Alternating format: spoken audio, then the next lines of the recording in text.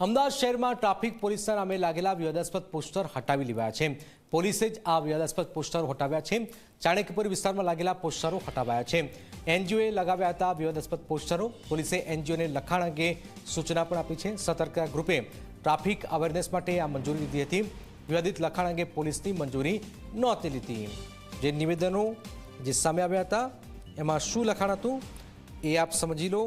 ખૂબ જ વિવાદાસ્પદ નિવેદનો હતા કે રાતની પાર્ટીઓમાં જવાનું નહીં, રેપ ગેંગરેપ થઈ શકે છે। આ ઉપરાંત અંધારામાં સુમસાન જગ્યાએ રંગલીને લઈ જવાની નહીં, રેપ ગેંગરેપ થઈ જાય છે। અને પછી મામલો ખૂબ જ વિવાદિત બન્યો અને આખરે આ પોસ્ટર્સો હટાવાયા છે।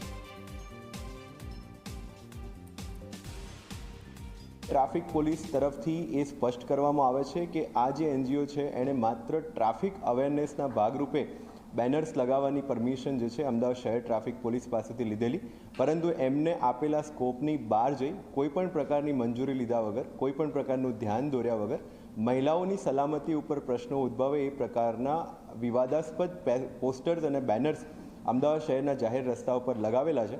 જે બાબતે અમદાવાદ શહેર પોલીસ એવું સ્પષ્ટ કરવા માગે છે કે આ જે બેનર્સ લાગવામાં આવ્યા છે એનાથી શહેર ટ્રાફિક પોલીસ અને અમદાવાદ શહેર પોલીસને કોઈ લેવા દેવા નથી।